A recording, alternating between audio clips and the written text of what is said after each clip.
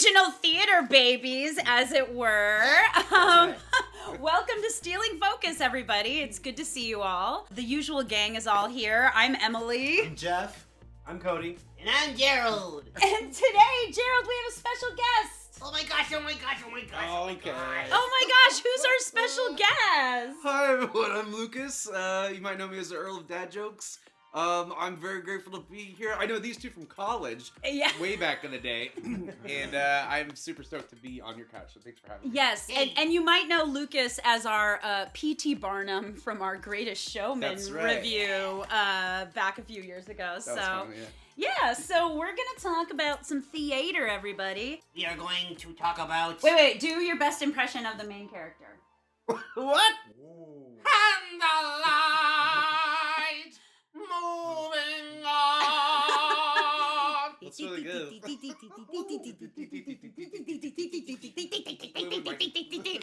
in the Park with George. At the Pasadena Perfect. Playhouse. Yes, we saw Sunday in the Park with George at the Pasadena on a Sunday. Playhouse Yeah. on a Sunday in February in LA where it snowed. And Lucas sort of looks like a young Sondheim. Take a look at this picture. I don't know about that. Take a look at this picture. The magic. A little bit, I think, yeah. All right, so this production has been like really highly anticipated, and even people outside of the LA theater community have been excited about it. So we thought we would kind of come on here and give you our 2 cents on this review. Yeah. So yeah, where did we see this production, Jeff? We saw it at the Pasadena Playhouse, just down the road. Yes. So the Pasadena Playhouse is what you would call a LORT theater. It is a League of Resident Theaters, and there's like over 70 of them across the country, and they're usually big theater spaces, equity houses, professional theater, but based in kind of big cities. And the LA, Anaheim area, we have like 5 of them. Mm-hmm. So we have CTG, the Center Theater Group. Down in San Diego, there's La Jolla, and we also have one right here in beautiful Pasadena. It's very exciting. So this is all part of a Sondheim Celebration here in Pasadena that has been all over the city, including in the school districts. Yeah, that's right. We recently actually got to see a production of Into the Woods that is called, it's the All-District Musical. Yes. Kids from all across the Pasadena Unified School District got to be involved in all sorts of ways, like playing in the band or being in the cast or being on the crew. Yeah. It was really exciting. It was very professional. And so they're continuing this celebration throughout the year with various smaller cabarets and productions. Actually, tomorrow night, we're supposed to be going to see Larry Owen's Sondheimia. So I'll insert my reaction of that right here. Oh my God, we just saw Larry Owen's Sondheimia. I thought it was Sondheimia, but it's Sondheimia, apparently. And it was really good. It was just him doing like medleys of Sondheim songs. There's Larry.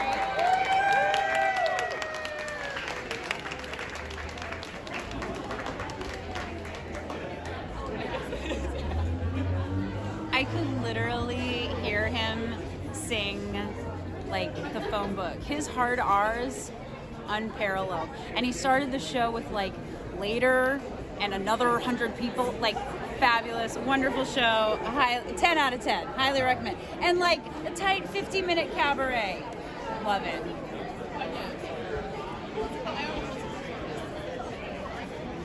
Yes.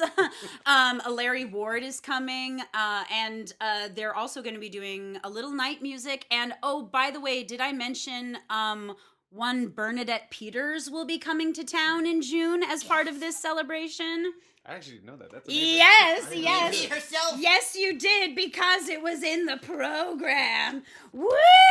Look at her! Va-va-voom. So it's a big deal. The Pasadena Playhouse is really historic. It's one of the first kind of big, well-known little theaters that dates back to, the 1910s or something like that. If that's wrong, I'll correct it. It's gone through various like ups and downs and ebbs and flows over the years, but in the past kind of few years, under the artistic direction of Danny Feldman, it's become a real powerhouse.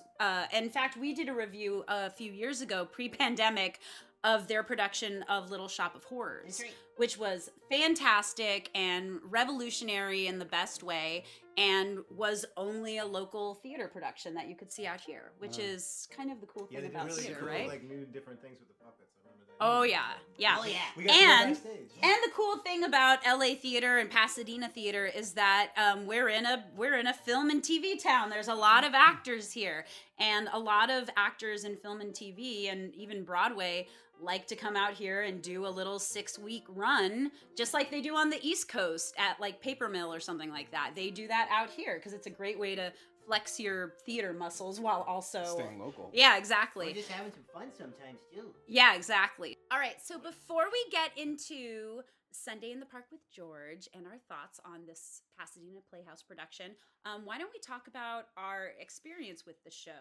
Let's start back here. Yes. Okay. Well, so I've known of the show for ages, but I never had an opportunity to audition for it. It just never came up. And I only had seen the pro shot of the original Broadway company. So this is my first time seeing a different mounting of the show. Yeah, same with me and Cody. We'd only ever seen the Mandy Patinkin, Bernadette Peters pro shot, and nothing else really. What does pro shot mean? They film. It's for like a TV? stage production, like that you film with like multiple camera angles Got and it. edit like a film. So like Hamilton on Disney I Plus, saw that. or I like Into the Woods, figured. the Into I the just wanted to Woods be with sure I knew Bernadette what I was Peters talking that about. we've all seen. Yeah, it's different than a bootleg or a slime tutorial. It actually like has production behind it, and usually in the past it was like a big PBS thing, and I think it still is. Yeah. Okay. So same for me. I didn't see the whole show, but I've seen certain songs, but I had no clue. Are we allowed to say spoilers? Or not? Like, Oh, everyone knows the show. It's okay, I don't know the show, and I had no idea that there was a second act that was a century or two later. So Exactly I one came century. in- Yeah. Yeah, I came in really fresh and had no clue what to expect, and I was shocked. Okay, so we had people who were like pretty familiar with it. We have someone who was a novice. I don't know what I could tell you about how I feel about this show. What's that on your arm? Oh, I don't know. It might just be the opening arpeggio of Sunday in the Park with George. Bring order to the whole through design. No way! Okay. Yeah, Where'd you get that done? I got it done. Hey, you were there. I was. Yeah, so it's my favorite musical. Full stop. It's my favorite Sondheim. It's my favorite musical. When I was growing up, it was always Into the Woods was number 1, and then Sunday was number 2. And as I've gotten older, Sunday has surpassed it in every way. It just kind of resonated for me as I got older. I've seen the pro shot. I saw the Kennedy Center Celebration production. It was like in 2002, 2003-ish. And I got to see Raul Esparza do it. But I think that's the only time I've seen it on stage. I've never seen like a regional community theater production. So here we go. This is Sunday in the Park with George. So, okay, overall first impressions, what did we think of the show? Woo! This Loved it. production? Oh my gosh, Stunning. it was so good. Loved it. My eyes were in tears. Yes. My eyes were in tears too. Yeah, tears are in everyone's. That's a good All way to Yeah. put down it. the face. Just like that. Yeah. Sun down. Soft your hands. Well, this is such a strong ensemble performance. I love the directing. I thought every single actor was doing really interesting things, and of course the two leads just blew it out of the water for me. And that is tough. The songs that they were singing were so technical and difficult and fast. It's This a show hard clipped. show. I was kind of blown away by the technical proficiency of everyone in the cast. Yeah, it's Sondheim at his most Sondheimy, and I mean that in the best way. Like, It's there's a reason sophisticated. why this show has a Pulitzer. It's the Sondheim. It should have a Tony Award for It's best score, basically but whatever. It's basically it's showing fine. off. Yeah. Um, Entire show. Yeah. But the direction of this was by Sarna Lapine. Yes. Good Well done. job. And Loved it. I am pretty sure Sarna Lapine is James a Lapine. relation of James Lapine's. What? And Wrote the James, book. James Lapine wrote the book with Stephen Sondheim, and they workshopped Sunday in the Park with George for months and months and months before it opened on Broadway. Oh my God, we have to talk about what happened before the show, though, you guys. Oh, yeah. My gosh. Oh my I totally forgot about gosh. that. That was crazy. That's Okay, never- tell what happened. Okay, so we got to the show, and the Pasadena Playhouse has a really beautiful kind of patio. Like a courtyard. A courtyard, Yeah. thank you. And it was packed when we got in there, and there was only 10 maybe minutes or so left before the curtain was going to go up. So we're like, this is a lot of people still outside. and then they wouldn't let anybody in, and we realized that the doors were closed, and so then it was like maybe 1:58, so 2 minutes before the show's about to start. The whole audience is still in the courtyard. No one's been allowed in the theater, and this one little usher dude, This usher is up felt on so bad high. for him. There's this kind of little theater above the Pasadena Playhouse with these stairs that lead up. And he bless him, he was trying to get like 700 people's attention. And he was like, we're having technical difficulties. We're going to go in the theater as soon as we can. And if you're watching this video, you probably know this show. You can't do this show if you're having technical difficulties. You just especially with the projection system. Yeah. He even said it was projection. Yeah, he said, let's hope the projectors start working. And I didn't know that was such a pivotal, such a significant part of the show. So in my head, I was like, could be kind of cool if they didn't have their media. Well, it'll be a different show. And everyone's like, no context. Yeah, so they started letting us in at, I think, at 2:00. So at 2:00, we finally were getting in. Sounds about right. And, no big deal. We were in the front row. They were in the second row. Yeah, We had best pretty seats good seats. ever. Oh my God, it's so Yeah. good. So the orchestra was far upstage, and it was a pretty full orchestra. Big old harp and everything. So they were far upstage, and then there was kind of a sheer sheet Like a hanging scrim, down. almost. Yeah, almost like a scrim, but it was very intentionally draped, so it's kind of hanging a little bit. I think, Lucas, didn't you say it looked like a cover over like a painting when it was about to Yeah, be like we went to revealed? reveal it, and Yeah. it looked like that because they could have just put a big white, I don't know, sheet or Yeah. a screen to put movie images on. But I felt the fact that it was wrinkled and draped like that was very intentional to make it intentional, look like something you'd take away to reveal a piece of art. Hey, but when we were coming in, there was nothing on it, and it was kind of funny because I could see one of the members of the orchestra kind of going like kind of like giggling and kind of being like, what's going on? And then house left, since we were in the front row, we kept seeing stage crew and stage managers like popping their heads out. And then they start the projection, and what do we see? It was like a Microsoft. It was like a Yeah, like they Microsoft just logo, rebooted it or something. and then it says FOH projection. It was all like Front of this is house before the show projection. started. This is before the show Yeah, started. so this was before the show, so don't worry. But like, you could see them like booting it up, getting it ready, They and must have been sweating in that booth. oh my God! And then Yeah. it worked, and then it It's came terrifying. on, and I don't Worked think great. there was a single technical problem in the show. I didn't hear any. Yeah. But what made that so funny was that if in the second act, when George presents the chromaloom, That's ironic. there's a I didn't whole think joke that. about Yeah, there's a it straight breaking link there. down, and 'Cause of there's a whole technical difficulties. because of technical difficulties, and it was kind of funny because it Oh, started weird. happening, and I was like, oh my God, I wonder if people think this is Yeah. actually a technical Because difficulty. we've been warned about it Yeah. before the Yeah. show. Luckily, So they funny. made it really clear. The guy playing, I museum don't know, the director? museum director was really good at kind of vamping with the audience, and Yeah. and it was all in the script, so it was fine. But it was really funny. Art imitating life. That's Yeah, for sure. yeah, yeah. Exactly. It was the show. It was exactly Sunday in the Park with George. Nothing was really changed from the book. It's we looked at it. It's like a 700-ish seat house. So they have a big stage, and there's a lot you can do in the Pasadena Playhouse, but it's still not like a Broadway house or like the Pantages or something. So they were working within their limitations. Not that they had any, but working with what they had. So there were projections, no real set pieces except for the silhouettes of the dog and the monkey. Yeah. And like a stool for him to sit on. Yeah. It's Yeah. very minimalistic. Stuff they had Yeah. to interact with. Yeah, and lighting, of course, really good lighting. And Yeah. then in the second act, what they did It's Hot Up Here, which is such a great song. And then the characters all did the thing where they drift out of the painting and talking about Syrah, and then the scrim went away. It flew up, and then there were projections like you're in the 1980s doing a slideshow about the Art Institute of Chicago.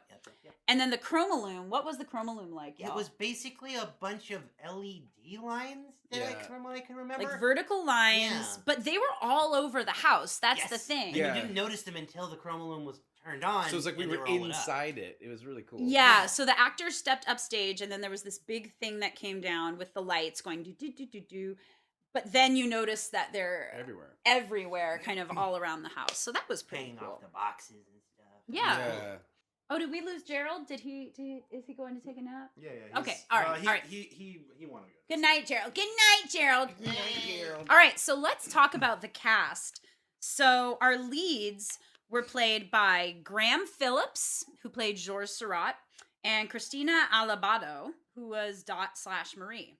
And Graham Phillips, my mom knew him from The Good Wife. That's what my mom knew him from. She brought it up. I've never seen him before.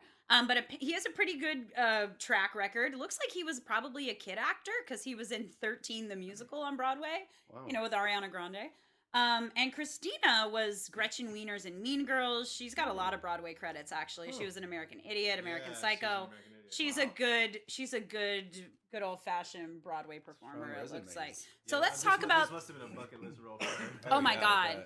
So let's talk about them. What did you guys think? I was really impressed by his voice. Like, it's a very difficult score to sing, and also sort of be present in this kind of aloof character. We were in the first row, and and the orchestra was upstage. So basically, we had about 15, 20 feet before the actors were on the stage there. So we had a perfect view. And there was a lot of really interesting things happening between them. The two actors I felt like nailed it. I also love them. They were amazing. One thing about this material that's so difficult too is that both of these roles were originated by these titans of Broadway. Yeah, they were originated by Mandy Patinkin and Bernadette Peters. And so it's hard not to hear their voices when you see these roles being played. And unfortunately, I think that comes through a little bit even for these two actors because and I said this before, I don't think they're doing like an impression of either of these actors, but just in the way that they were presenting it, you had that sort of Mandy feel and that Bernadette feel. Yeah. And they were still amazing. I agree with you. I think they did a really good job. For me, it's just so hard. I don't know if I've seen anyone, even Raul Esparza, like come close to what Mandy Patinkin did with that character. And I've never heard anyone sing "And the Life Moving On" like Mandy Patinkin. No one will ever come close. Sorry, it's just a fact of life. And let's give a shout out to this guy for the dog scene. Oh, he did pretty good at the dog. Awesome. Yeah, I thought that was even tough. I even like that. It's a little such a bit weird, better than yeah, Mandy's it's such a version. weird sequence. But he changed his voice perfectly for each one, and he nailed both Yeah. parts. So like he's pretty young. So apparently he's like 29-ish years old. And Seurat died at 31. So he's the right age for the part.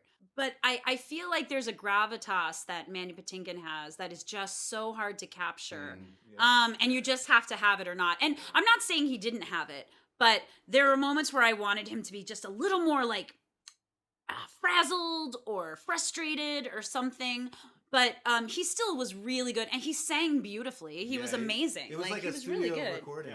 Yeah. He hit on every technically note. flawless. Yeah. And I see what you mean. Both Like, of them. there was like a little bit, maybe you could have get a little bit more from him at times. I get that, but he was playing like a sort of aloof character. Two things I really liked about him was that one, he didn't shy away from the fact that he's kind of a douche. Oh, I don't know if I can say that word. No, Sorry. you say it. And the whole show, at least my first kind of hit with it, was about life and art and negotiating those two things. And in the very first act, he knows his art, but he doesn't know his life, and she's kind of a punishment or a byproduct from that. And the way that he treated her was not very nice. And I know a lot of actors might shy away from that, but he kind of leaned into it, and it helped the resolution in Act 2 when it's kind of the opposite, where he needs to find his art, or at least a new direction for his art. So I thought he did a really good characterization in that it really served the story of the play.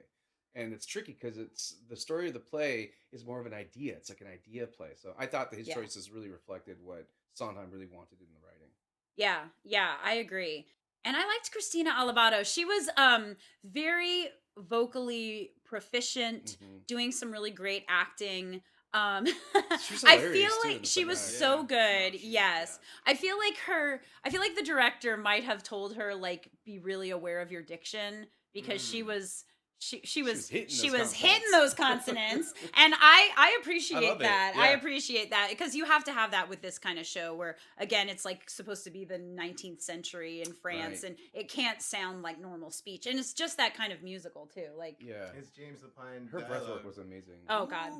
But she was so great. And written. so for the you don't know this, so in the original Broadway production, when she is singing the opening number, the title song, they do this effect where she steps out of her dress for Okay. like it. They actually Bernadette Peters gets to a thing on the stage, and there's some technical thing where they're like sticking poles or something in underneath. Whereas this So one, it she took opens. took it off. This, I was sitting there going, how are they going to do this? Like, they can't possibly do She this just effect. undressed. And all she did was just kind of bust her jacket open, but the jacket was attached to her waist. so Yeah. she took it off and it fell like a bustle. Yeah. And then when she needed to put it back on, she just put it back on. And the clasps were clearly magnetized Mhm. because she just went.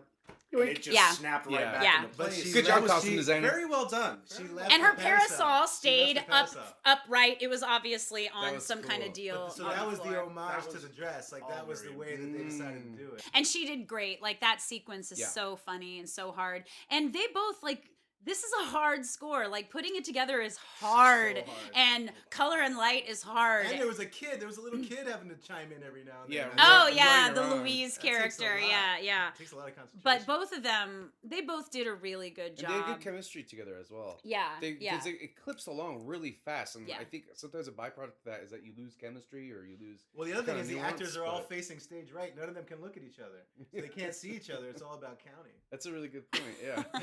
Oh, and see, one of the hardest things I imagine for them too is the orchestra was behind them. Yeah.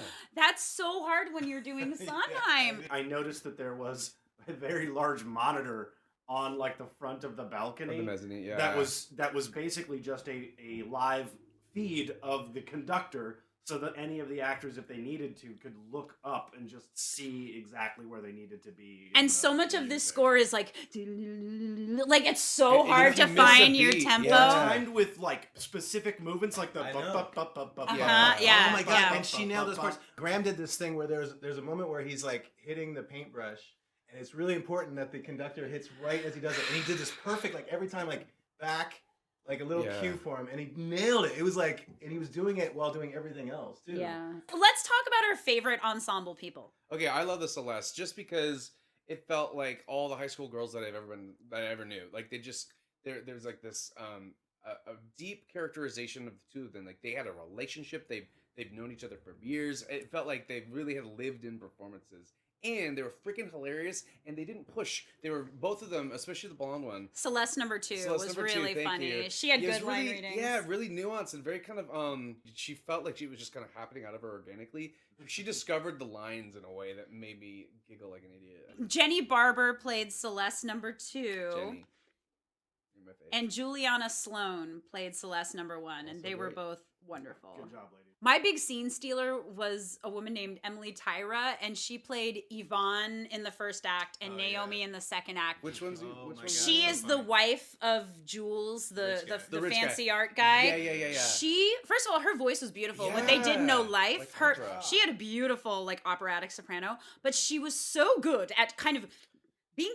She was very like thin and blonde and beautiful, but she had this kind of way of standing that made her seem Period. very, very clipped and in. And then when she was Naomi in the second act, storming around like there's no juice, she Yeah. was so good. She stole Bold everything choices. for me. She kind of reminded me of Yzma from.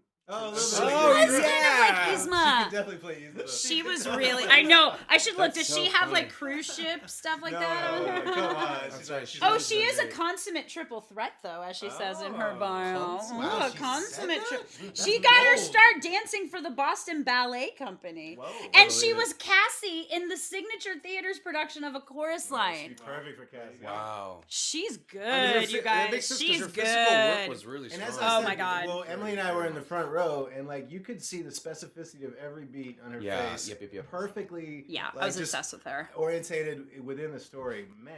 And I loved Liz Larson, who played the old lady, and Blair Daniels. Yes. She was great. her. First of all, her voice was powerful.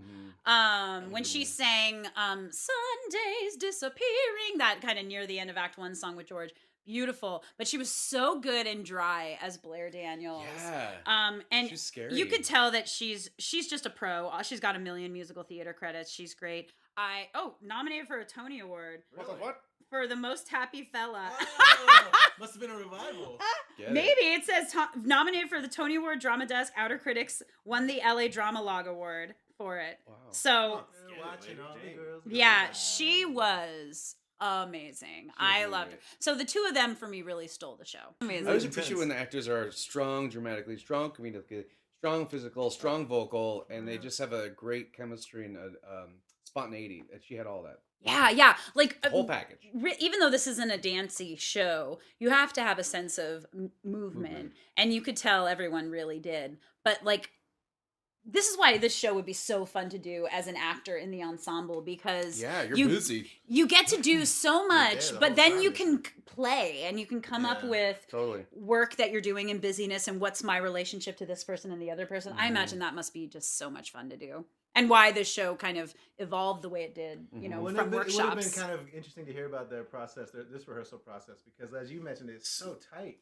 Yes, Everybody- if everything you're is in the really cast tight. of Sunday in the Park with George at the Pasadena Playhouse, please tell us what your process is. Yeah, what was that like? No, just because like this show is as hard as it gets, technically for each performer, no matter who they are. But like the fact that they can keep everything so connected and tight within the ensemble is really impressive. Because if there's one person that was a weak link, it wouldn't have been great. Yeah. I really liked Brian Khalid. Who's he? He was the boatman.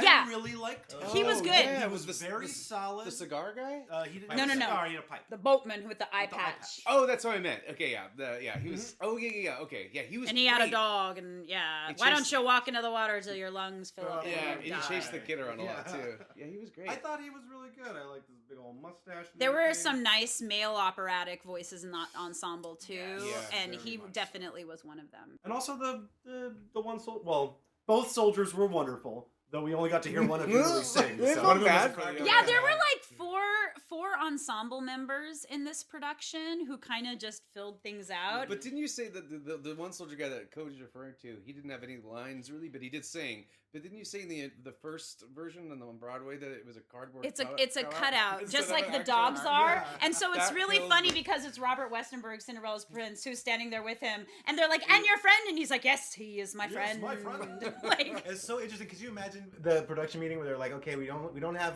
money for another actor. Let's just make the second soldier a cutout, and you can carry him around." but it makes when it you a funny joke when like the Celestes are like the one on the right's a bore. Yeah.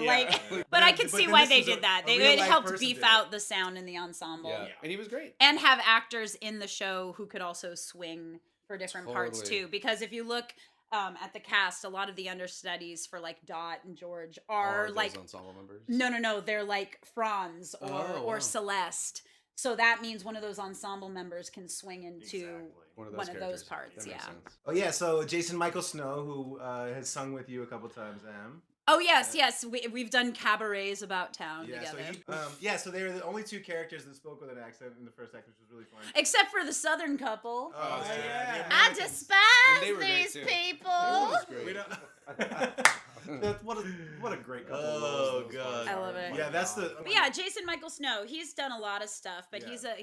he's done stuff on Broadway, I know. I think he was in Book of Mormon for a while. Oh. But he played Franz, and then the second act he played Dennis, I think is Yeah. his character's name. contemporary. The guy who the tech The guy, tech guy who helps yeah. him build the whatever. The chromalones. The chromalones. It's so fun in a show like this where he's able to be like this kind of this really stylized, outrageous character in the first act, and the second act he's very minimal. He's grounded. contemporary. He's very Yeah. grounded. It's like yeah. that's the best as an actor when you get to do both. Yeah, a lot of the actors get to do that in Yeah, this show. great comedic timing too. The Jules was good. He was good. He was actually really funny in the Oh, he second was act good, when yeah. he was playing the Art Institute guy Yeah, talking to the audience. That's right. That's He did right. a that pretty guy good was job. solid for sure. Yeah. Very solid. They cast they must be overall. so proud. They should be proud. They should. They should be Yeah, proud. They they've done should. very good work. But yeah, the first act went exactly as the first act always goes. Can I tell you someone who saw it for Yeah. the first time?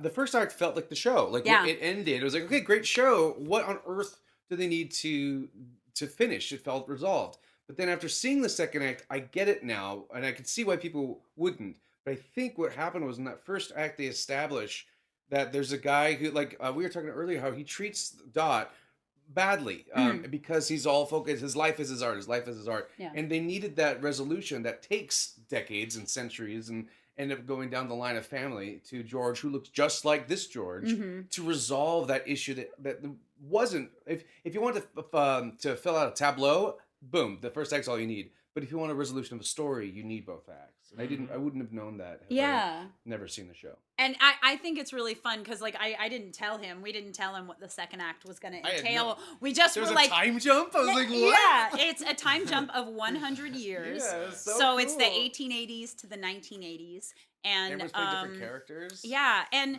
you're right. It's that, and it's also about kind of one of the other greater themes of the show, which is the art of making art, and how even 100 years later it's the same. It's the same BS. And back in the day when I was growing up, people still say this. People go like, I don't like the second act of Sunday in the Park with George. And every time I'm like, first of all, if you lose the second act, you lose putting it together. Move on. Lesson number 8, like you lose all of that, but then you miss the greater message. Yeah, That's The whole that Sondheim and Lapine were trying to get to with this, and about how it resonates across 100 years. How George in France is dealing with the same, in the 1800s is dealing with the same stuff that George in Chicago is dealing with. And there's a symmetry too, because doesn't the main girl die? And I can't remember. You know this way better than I do. But she has a lyric where she says, "We don't belong together. Or we shouldn't be together." But in the second act, she says, "We do belong together." Or something like that. Yeah, and it's exactly there's that. This beautiful symmetry between these generations. But that they both resolved around the same themes of life and art and a balance and the pursuit of both.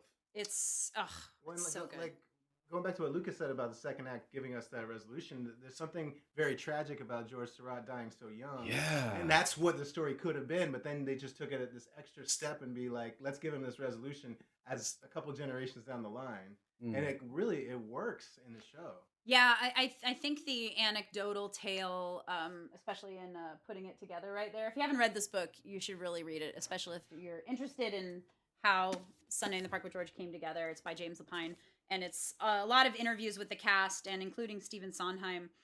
And the way they kind of came up with this is they were intrigued by the painting, and they were like, the most important character in the painting isn't in the painting, it's the artist.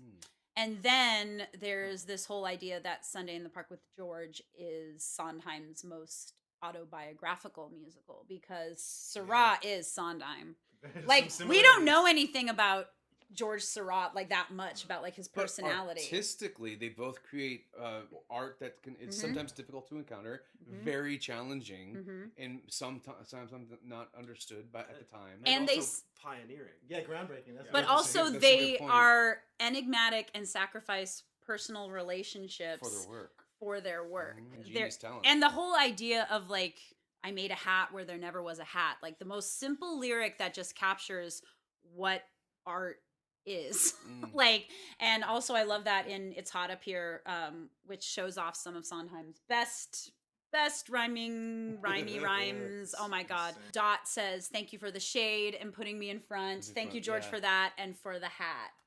And it's like, it's a metaphor. Oh my God, it's so good. What's the poodle? What's the muddle in the middle? That's the puddle where the poodle did the piddle. Yeah. It's absurd. It's just absurd. Give me that all day. Yeah, and then in Children in Art, she says, the child is so sweet and the girls are so rapturous. Isn't it lovely how artists can capture us? Come on. I didn't catch that line. And it works. Oh, okay. But So it also is working on two levels, because how artists can capture us has two meanings. It can mean how they can capture you on a page, but also how they can capture you, how they can capture your attention. Oh my God, Cody. Okay, so the cast sounded amazing. Yeah, great job with the sound. Their Sunday Yes, every is one of word. those songs where those chords start and I instantly just choke up. Same with Move On. So, it holds it's got my heart. Yeah, Lucas was trying to figure out, like, why does this song make me cry? Like, why does it make you choked up? Like, I had this vice on my heart, and I didn't really know why, because it's not a typical hero's journey. There's not a love, at least in the second act, really, where I'm terrified that someone's going to lose the love of their life, or a brother or sister's going to die or something. But there's this kind of conflict of artistry and life and finding balance. And the song, the way it's composed, it feels like, like when you listen to Shakespeare and the iambic pentameter is the same as a heartbeat. Ba-bum, ba-bum, ba-bum. It felt like my body was physically involved with what was going on, what was being sung on stage, and I couldn't help but feel this ebb and flow between myself Yeah. and the actors that were singing. Well, and Sunday the song, it's all choir, it's all like ensemble. I mean, like except for George maybe singing a few solos in it, but a lot of it is these chords, like when the accompaniment drops out before the ending and they sing on an ordinary. Those notes are all right next to each other. Yeah. They're crunchy, and then it resolves Sunday, and then even when they hold that last note, the chords underneath go. It's so gratifying. And then they resolve, and then you're just like, and even him just at the end, it always gets me choked up when he starts reading the words, where he starts going order, design, and they all come out, and then they're in the semicircle. I know, me too. And then they bow, and oh my God. It's this primal thing. It's like how art, music, it's this thing you can't explain. When, like Lucas said, there's something even subconscious in the music that brings you along for the ride too. Yeah. Like in addition to everything else that you're getting, it is Sondheim at his Sondheimiest. It's his best work. It takes you for a ride, whether you like it or not. There's nothing like it. There are theater pieces that revel in being theater pieces. Like, I think the only way Sunday in the Park with George could work as a film would be if it was animated or involved really non-linear literal storytelling, because the point of the show is not like, why is her ghost there? The point is, like, you don't have to answer that. It's theater. Right. She can just be there at the end. It doesn't matter.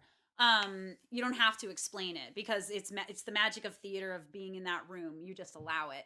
And that's the kind of thing that kind of only can happen on stage. Yeah. And it's fun to see theater that revels in that and does it so well. And then there's just the idea that, like, I don't think you have to be an artist to relate to Sunday in the Park with George, but I feel like it helps. Absolutely, especially because this particular piece is very sophisticated, Oh. and if you don't have like the history, I mean, I think anyone who encounters, like you said, can enjoy it and have a really good time. But I think if you come in with a little bit of history, a little bit of experience in the arts, you're gonna find a deeper appreciation of what's being the story that's unfolding in front of you, for sure. But everyone can enjoy it. Yeah. But this just has a level of, I don't know, intelligence behind it. It's the strategy. Pulitzer. It's the Sondheim Pulitzer show. And they're all intelligent. Like, all of his shows are smart, even like Forum. Yeah. This show just sticks with you. You think about Well, it. he really reached this It's place layered. in the early and mid 80s that just was unparalleled to me in musical theater composition. Yeah, it's funny because the 70s was his peak. That was his peak creative / financial streak with Hal Prince, the Sondheim true, I Hal didn't Prince know that. shows. So it's Company, Follies, Little Night Music, Sweeney, like the apex, okay? Wow. Then after that, they do Merrily We Roll Along, his, not his first flop, but a big one.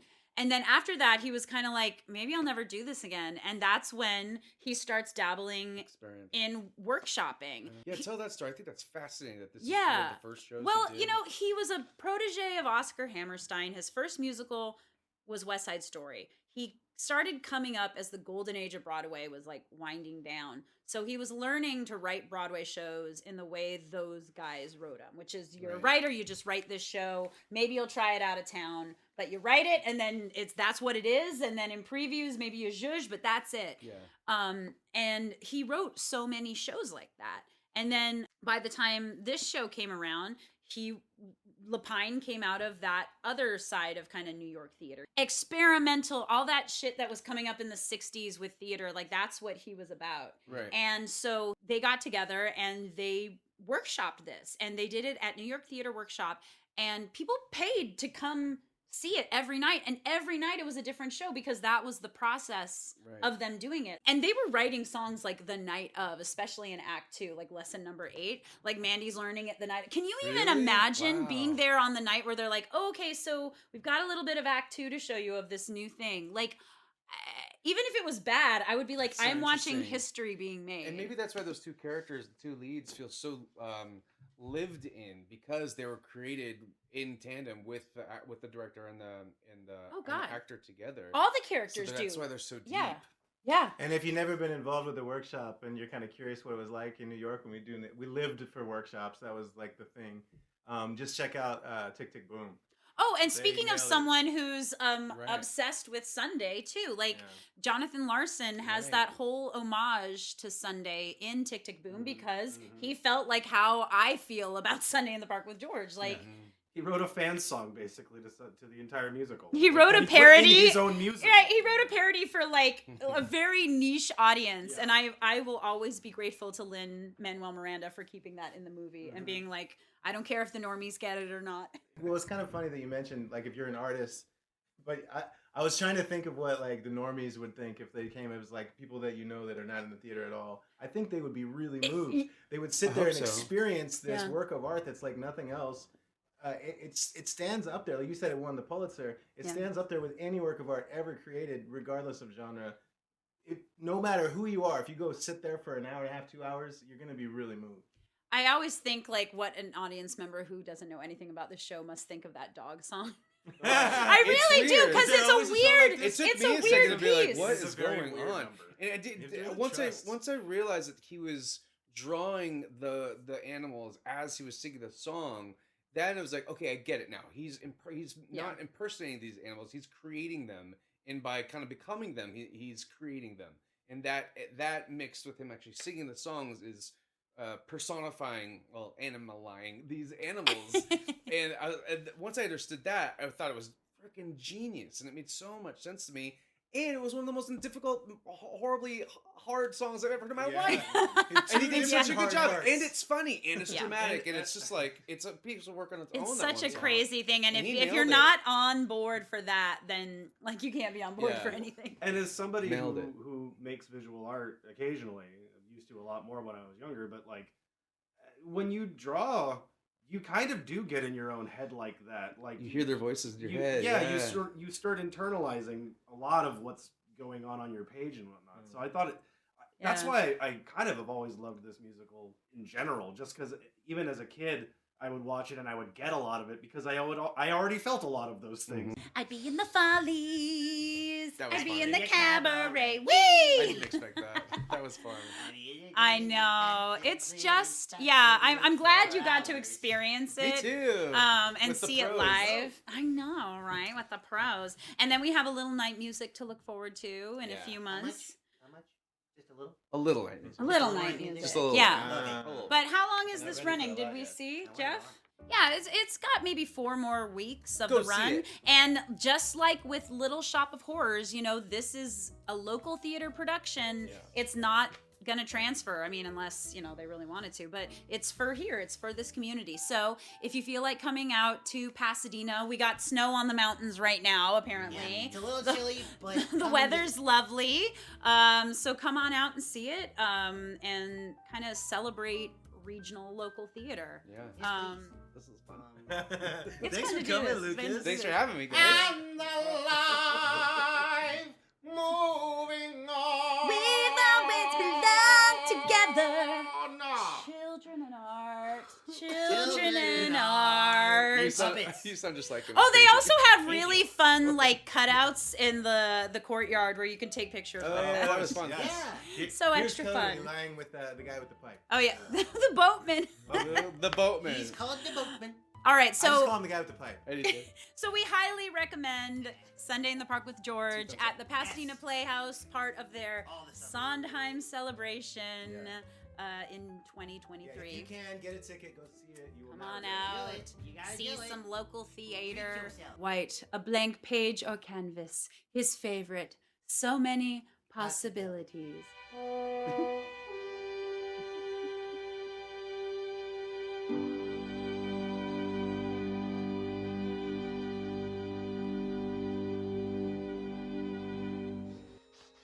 Something fuzzy, something furry, something pink that someone tore off in a hurry. What's the muddle in the middle? That's the puddle where the poodle did the piddle.